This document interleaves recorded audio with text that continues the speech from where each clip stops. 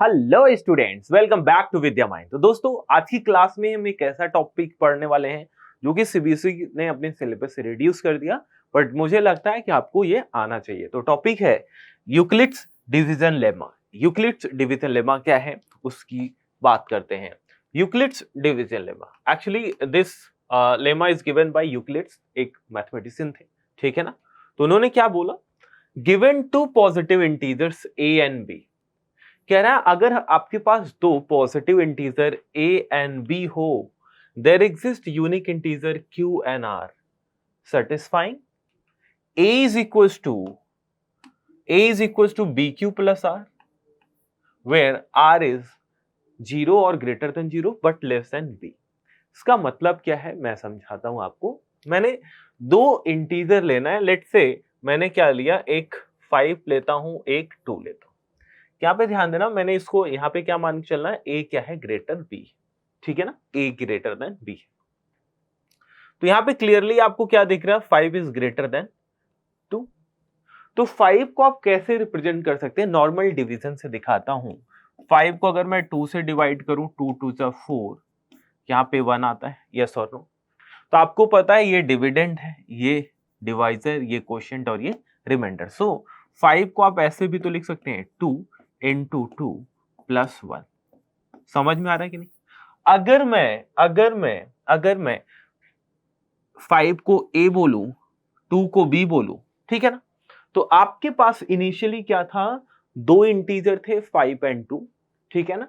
There exist, दो चीज और आया, ध्यान दीजिए, यहां पे बोला there exist q and r।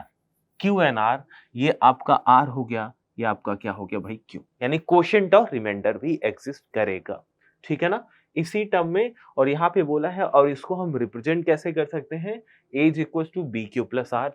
देखिए a is equal to b q plus r, clear है।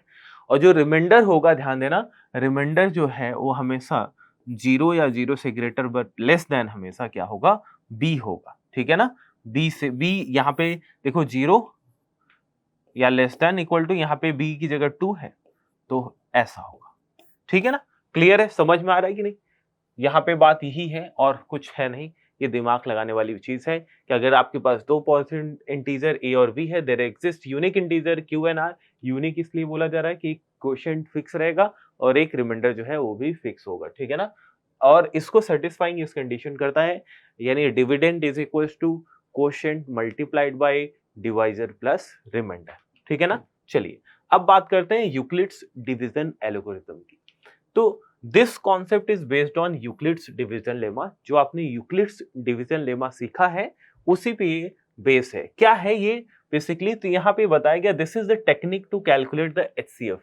ये कैसा टेक्निक है जिसका यूज करके हम क्या फाइंड करते हैं, एचसीएफ फाइंड करते हैं of given two positive integer c and d. आपके पास दो लेट से पॉजिटिव इंटीजर सी और डी है, तो हम जो यूक्लिड्स डिवीजन लेमा है या एल्गोरिथम है उसी का यूज करके, उसमें लेमा ही यूज होता है, हम उस टेक्निक का यूज करके क्या फाइंड करेंगे, एचसीएफ फाइंड करते हैं। एचसीएफ फाइंड करने के लिए कुछ स्टेप होते हैं, उसको आपको फॉलो करना पड़ता है। एक एक करके समझाता हूं।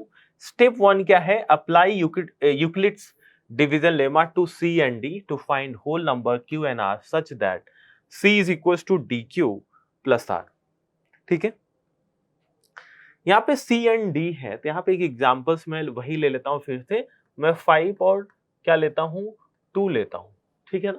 तो यहाँ पे क्लियरली ध्यान देना कि भाई 5 ग्रेटर है, 5 ग्रेटर है 2 से, तो 5 डिवाइडेड बाई 2 करिए, तो 2 2 जा 4, यहाँ पे रिमाइंडर 1 आ गया, ठीक है ना। और इस कंडीशन को सेटिस्फाई कर रहे हैं। अब देखिए एक कंडीशन में 4 और 2 लेता हूँ, क्या लेता हूँ, 4 और 2 लेता हूँ। यहाँ पे 4 ग्रेटर है 2 से, तो 4 इज डिवाइडेड बाई 2, तो 2 2 जा 4, यहाँ पे रिमाइंडर क्या आ गया, 0। तो दो केस इसलिए लिया, तो मुझे एक जगह रिमाइंडर क्या दिखाना था, 0, एक जगह पे क्या दिखाना था, 1। रिमाइंडर और भी ज्यादा हो सकता है, लेट से मेरे पास एक नंबर है 7, ठीक है ना, मेरे पास 7 है, तो मैं इसको और नंबर लेट से मैं 4 से डिवाइड किया, किससे, 7 और 4 है, तो 7 को 4 से डिवाइड करोगे, 4 1 जा 4, यहाँ पे रिमाइंडर क्या आ गया, देखो 3 आ गया, रिमाइंडर क्या आ गया भाई, 3 आ गया। तो मतलब रिमाइंडर आप क्लियरली देख रहे हैं कि 0 1 0 भी हो सकता है, 1 भी हो सकता है, 3 भी हो सकता है, बस। तो आपने यहाँ पे डिवीजन लेमा अप्लाई कर दिया, ठीक है ना। अब बोला है स्टेप 2 में, देखिए if r is 0, r is 0 यानी मतलब रिमाइंडर 0 आ जाए। अगर रिमाइंडर 0 हो जाए is the HCF, then d is the HCF of c and d। Very important, यानी मतलब कहने का मतलब ये है कि अगर रिमाइंडर 0 हो गया, देखिए यहाँ पे रिमाइंडर 0 नहीं है, यहाँ पे नहीं, बट यहाँ पे रिमाइंडर 0 है, तो इस केस में देखिए, इस केस में c और d देखेंगे, क्या c है क्या d।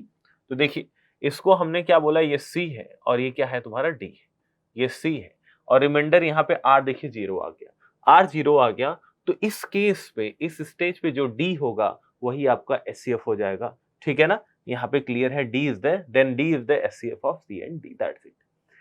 दूसरा केस, ये भी केस पॉसिबल है कि रिमाइंडर 0 ना हो, तो यहाँ पे बोला गया if R is not equal to 0, यानी अगर रिमाइंडर 0 नहीं है, apply division lemma to D and R। अगर आपको 0 नहीं मिलता है रिमाइंडर, तो अब आपको क्या करना है, D, ये आपका यहाँ पे D है और ये आपका क्या है R, इन दो पे अब हम लेमा यूज करेंगे। समझ में आ रहा है, यानी मतलब अब मैं 2 को 1 से डिवाइड करूंगा, तो 1 2 जा 2, अब यहाँ पे रिमाइंडर देखिए 0 आ गया। क्लियर है, समझ पा रहे हैं कि नहीं। तो अगर आपको जब ये चीज होगी, अब यहाँ पे देखिए, अब इस केस में क्या आ गया, यहाँ पे क्या आ गया, यहाँ पे रिमाइंडर 0 आ गया, तो अब यहाँ पे एचसीएफ, इसका एचसीएफ क्या हो गया, 1 आ जाएगा, ठीक है ना। नेक्स्ट बोल रहा है continue the process till the remainder is 0। कह रहा है इस प्रोसेस को कंटिन्यू करते रहना है जब तक रिमाइंडर 0 ना आ जाए। देखिए यहाँ पे अब हम इसमें इस दो केस को देखिए, तीसरा केस पकड़ते हैं। तीसरा केस, यहाँ पे रिमाइंडर 0 नहीं, अब लेमा किस पे अप्लाई होगा, 3 और 4 पे। तो 4 ग्रेटर है तो 4 को 3 से डिवाइड करो, तो 3 1 जा 3, यहाँ पे क्या आएगा 3 और यहाँ पे अब देखिए 1 आ गया, ठीक है ना। अभी भी रिमाइंडर 0 नहीं है, अब लेमा देखिए किस पे अप्लाई होगा, 1 और 3 पे, तो 3 डिवाइडेड बाय 1 करिए, क्या 1 3 जा 3, अब देखिए 0 आ गया, रिमाइंडर 0 आ गया, यानी एचसीएफ क्या हो गया 1। यानी मतलब ये लेमा तब तक अप्लाई करेंगे जब तक रिमाइंडर 0 नहीं आता है। जिस स्टेज पे रिमाइंडर 0 आ जाएगा, उस स्टेज पे जो डिवाइजर होगा वही आपका एचसीएफ होगा गिवन नंबर का। क्लियर है ना। The divisor at this stage will be the required HCF. That's it. This is all about Euclid's division algorithm. It is nothing but हम लेमा का यूज करके HCF फाइंड करते हैं 2 और मोर देन 2 पॉजिटिव इंटीजर्स का, वही बात है। चलिए लेमा है क्या। A lemma is proven statement which is used for proving other statement। तो लेमा कुछ है नहीं बल्कि एक प्रूवन स्टेटमेंट है। प्रूवन स्टेटमेंट मीन्स ऐसा स्टेटमेंट जो ऑलरेडी प्रूव है, जिसे प्रूव करने की जरूरत नहीं है, और उसका यूज करके हम दूसरे स्टेटमेंट को प्रूव करते हैं।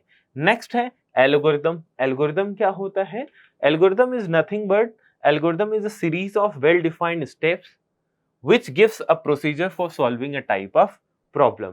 देखिए डिफरेंट टाइप के प्रॉब्लम होते हैं, आप उसे अलग अलग तरीके सॉल्व करते हैं, तो हर क्वेश्चन को सॉल्व करने के लिए आप एक वेल डिफाइंड स्टेप फॉलो करते हो, राइट ना। उसी स्टेप को अगर हम वेल डिफाइंड बोलते हैं, उसी well defined step, basically well defined step के सीरीज को हम क्या बोलते हैं, एल्गोरिथम बोलते हैं, ठीक है ना। चलिए क्वेश्चन देखते हैं भाई। क्वेश्चन 1 देखिए यहाँ पे, use Euclid's division algorithm to find the HCF of 135 and 225। कह रहा यूक्लिड्स डिवीजन एल्गोरिथम का यूज करिए और एचसीएफ फाइंड करिए इन दो नंबर। देखिए यहाँ पे मैं मान चलता हूँ ए मेरे पास 135 है, ठीक है ना। एक इसको बी बोल देता हूँ, ठीक है। ए यहाँ पे बिगर नंबर कौन है, इसको ए बोल दो, इसको बी बोल दो, इसको क्या बोल दो, बी बोल दो, क्योंकि बड़ा नंबर है, ठीक है ना। और ये 225 है, ठीक है। अब आपको पता है किस फॉर्म में लिखना है, आपको a is equal to b q plus r के फॉर्म में लिखना है इसे, ठीक है ना। तो a is equal to b q plus r, तो आप डिवाइड लगा लिया करिए, 225 डिवाइडेड बाई 135, तो 1 जा जाएगा, यहाँ पे 135 आ गया, 5 माइनस 5 0, ठीक है। यहाँ पे 12 माइनस 3 9 हो गया, क्या हो गया 90 आ गया, ठीक है। तो कैसे लिखेंगे इसको, देखिए जो आपने यही स्टेटमेंट लिखना है, तो अप्लाइंग एल्गोरिथम आप बोलोगे, लेमा अप्लाई करेंगे तो क्या हो जाएगा, 225 is equal to 135 into 1 plus 90। ठीक है, आप देखिए रिमाइंडर जीरो है क्या, रिमाइंडर जीरो नहीं है, यानी मतलब आपको फिर से लेमा आप किस पे अप्लाई करना पड़ेगा, इस पे और इस पे। ठीक है ना, तो 135 ग्रेटर है, तो 135 को 90 से डिवाइड करिए, तो 90 बन जा 90, क्या आ जाएगा भाई 45 आ गया। ठीक है ना, तो अब फिर देखिए कैसे लिखेंगे, 135 is equal to 90 into 1 plus 45। अभी रिमाइंडर जीरो नहीं है, अगेन अब लेमा 90 और 45 होगा, तो 90 इज इक्वल टू 45, 45 का टेबल 2 जा होता है, यहाँ पे ऐसे देख लो 90 डिवाइडेड बाई 45, 2 जा करोगे तो 90, रिमाइंडर क्या आ गया जीरो। ठीक है, तो 45 इंटू 2 प्लस जीरो कर दिया, यहाँ पे देखिए रिमाइंडर जीरो। आप बोलेंगे at this stage remainder is zero, remainder यहाँ पे जीरो आ गया, देयरफॉर जो HCF होगा, HCF ऑफ 225 एंड 135 इज क्या आ जाएगा भाई, क्या डिवाइजर है यहाँ पे 45, तो 45। क्लियर है, तो इस तरीके से हम बेसिकली यूक्लिड्स डिवीजन एल्गोरिथम का यूज करके हम HCF फाइंड करते हैं दो नंबर का। डन, यहाँ पे देखिए आपको करके दिखा दिया गया है। सबसे पहले आपने देखा दो नंबर है, आपको पता है कोई दो इंटीजर है तो आप इसे इस तरीके से रिप्रेजेंट कर सकते हैं। क्लियर है ना, तो पहला स्टेप आपने लेमा किस पे अप्लाई करेंगे, 225 एंड 135 पे, इस तरीके से लिखा। अगेन रिमाइंडर जीरो, यहाँ पे देखो रिमाइंडर जीरो नहीं है, अब 90 और 135 पे अप्लाई किया, तो आपने इस तरीके से लिखना है। रिमाइंडर जीरो नहीं, अब 90 और 45 पे लगाए, तो 90 is equal to 45 into 2 plus zero, reminder zero आ गया, यानी मतलब यहाँ पे डिवाइजर 45 है, वही आपका क्या हो जाएगा HCF। तो आपने therefore HCF of 135 and 225 is 45 बता दिया। ठीक है ना, ध्यान देना, अगर आपको इसको डायरेक्ट करना चाहते हो डायरेक्ट कर लो, अदरवाइज पहले ही डिवीजन कर लो और फिर लिखना आसान हो जाएगा आपके लिए। ठीक है ना, क्लियर है, समझ में आ रहा है किस तरीके से आपने लिखना है इसे। ये जो आपने लिखने का स्टाइल है इसी को हम बोलते हैं यूक्लिड्स डिवीजन एल्गोरिथम। चलिए एग्जाम्पल 2 देख लेते हैं। ठीक है, एग्जाम्पल 2 देखिए, इस क्वेश्चन को हालांकि सिलेबस से आपको पता है रिड्यूस कर दिया गया है, बट आपको आना चाहिए एक्चुअली होता क्या है। ठीक है ना, काफी क्वेश्चन इसे हम सॉल्व कर सकते हैं। Using Euclid's division algorithm find which of the following pairs of numbers are co-prime। चलिए, तो ये को-प्राइम की बात, को-प्राइम हमने आपको डिस्कस किया, बताया को-प्राइम नंबर होता क्या है। को-प्राइम नंबर ऐसे होते हैं, दो नंबर लेट से A और B को-प्राइम तब होंगे जब इनका HCF क्या हो 1 हो जाए, HCF क्या हो जाए 1। किन्हीं दो नंबर का HCF अगर 1 है तो उसको हम क्या बोलेंगे कि वो को-प्राइम नंबर है। ठीक है ना, तो अब आपके पास देखिए पेयर ऑफ नंबर्स गिवन है, आपको बताना है इनमें से कौन से नंबर को-प्राइम है। तो यानी मतलब आपको HCF ढूंढना है, दोनों का HCF ढूंढना है, यहाँ पे भी यहाँ पे, जिसका HCF 1 आ जाएगा वही पेयर क्या होगा, को-प्राइम नंबर होगा। ठीक है ना, यहाँ पे देख लेंगे। तो देखिए यहाँ पे हमने यूक्लिड्स डिवीजन लेमा यूज किया, हमने HCF यहाँ पे ढूंढा, फर्स्ट का HCF 33 आ गया। देखिए इन दोनों का जो HCF 33 है, यानी मतलब अगर HCF 33 है तो आप क्या बोलोगे भाई, ये कैसे नंबर नहीं है, को-प्राइम तो नहीं है। चलिए यहाँ पे आएंगे, यहाँ पे भी डिवीजन लेमा अप्लाई किया, अब तो आप अप्लाई कर ही लेंगे, है ना। यहाँ पे देखिए बस HCF क्या आ गया 1 आ गया, जैसे ही HCF 1 आएगा आप क्या बोल देंगे कि कैसे नंबर है भाई, को-प्राइम नंबर है। तो आपने बता दिया, hence number 847 and 2160 are coprime. कोई दिक्कत, समझ में आ रहा है, बहुत बढ़िया। चलिए एग्जाम्पल 3 देखेंगे। The value of the remainder are when a positive integer a is divided by 3 are 0 and 1 only। Just बोला है justify your answer। ठीक है ना, कह रहा है कि the value of remainder are, कह रहा है value of remainder are उसने बता दिया क्या है, when positive integer a is divided by 3 are 0, ये आएगा। तो जरा चेक कर लेते हैं, जरा चेक कर लेते हैं। सबसे पहले यूक्लिड्स डिवीजन लेमा क्या कहता है, अगर आपके पास दो positive integer a and b है, दो unique integer q and r exist करता है, such that a is equals to bq plus r, where r is 0 और greater than 0 but less than b। ये चीज आपको पता है, ठीक है ना। तो यहाँ पे देखिए क्या है, एक इंटीजर a है, b की वैल्यू डिवाइड किसे हो रहा 3, यानी b 3 है, b क्या है 3 है। तो दो इंटीजर क्यू एंड आर है, तो इसको आप कैसे लिखेंगे, such that a is equal to 3q plus r लिखेंगे, 3q प्लस आर लिखेंगे। सही है। अब मैं इसको देखूं, जो r होगा, वेयर r जो है वो क्या होगा, 0 या 0 से बड़ा, but less then this 3, but less then this 3। अब 3 से, अब ध्यान देना, जो रिमाइंडर होगा वो क्या होते हैं, इंटीजर होंगे, ठीक है ना, इंटीजर होंगे। तो इंटीजर जब होंगे तो आप देखिए क्या क्या पॉसिबल है भाई। 3 से छोटे छोटे कौन से होल नंबर, यानी रिमाइंडर आपको पता है 0 हो सकता है, 1 हो सकता है, 2 कुछ भी हो सकता है ना, राइट, पॉजिटिव इंटीजर। ठीक है, तो आपने क्या बोला, 0, 1 और ये 2 भी पॉसिबल है। 3 से छोटा है तो 3 से छोटा क्या क्या पॉसिबल है, 0, 1 एंड 2, ये तीनों पॉसिबल है। बट ये क्या बोल रहा है कि जो वैल्यू है रिमाइंडर की वो सिर्फ क्या है, 0 और 1 है, ओनली बोल दिया। ठीक है ना, और बोला है जस्टिफाई योर आंसर, तो बेसिकली यहाँ पे बोलेंगे नो। ठीक है ना, ये नहीं हो सकता। ठीक है ना, क्योंकि 0 और 1 के अलावा 2 भी है इसका रिमाइंडर, तो आपने बोला ना नो, और आपने ये करके दिखा देना कि इसका जो रिमाइंडर है पॉसिबल वो 0, 1, 2 ही होगा। ठीक है ना, तो आपने यहाँ पे बोला कि नो। ठीक है ना, no. According to Euclid's division lemma, we have a is equals to 3q plus r, where r is 0 or greater than 0 but less than 3. ठीक है, r is an integer, तो r की जो वैल्यू पॉसिबल वैल्यू होगी 0, 1 या फिर 2 होगी। Hence the value of remainder r when a positive integer a is divided by 3r, 0, 1 और 2, ये तीन पॉसिबल वैल्यूज होती है। ठीक है ना, इस तरीके से आपने इसको जस्टिफाई भी कर दिया। चलिए एक एग्जांपल और देखते हैं, क्या है, a number when divided by 61 gives 27 as quotient and 32 as remainder, find the number. चलिए देखिए, कह रहा है एक ऐसा नंबर है, let's say required number A बोल देता हूं, ये किससे डिवाइड है, divided by 61 gives 27 as quotient and 32 as remainder, ये है। ठीक है ना, अब अगेन वही आपको पता है, a डिवाइडेड बाय b, यहाँ पे q आता है और यहाँ पे क्या आता है भाई, r आता है। कैसे लिखते हैं, a is equal to b q plus r लिखते हैं, हाँ या ना, उसी तरीके से इसको भी लिखेंगे। तो यहाँ पे a इज इक्वल टू क्या होगा, 61 मल्टीप्लाइड बाई 27 प्लस 32।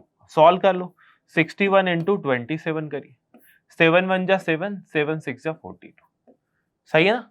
फिर यहाँ पे 2 1 जा 2, 2 6 जा 12, यहाँ पे 7 4 6 और 1647, तो a is equal to 1647 plus 32, add कर लो इसे, 7 2 9 4 3 7 और ये 6 और ये 1, तो 1679।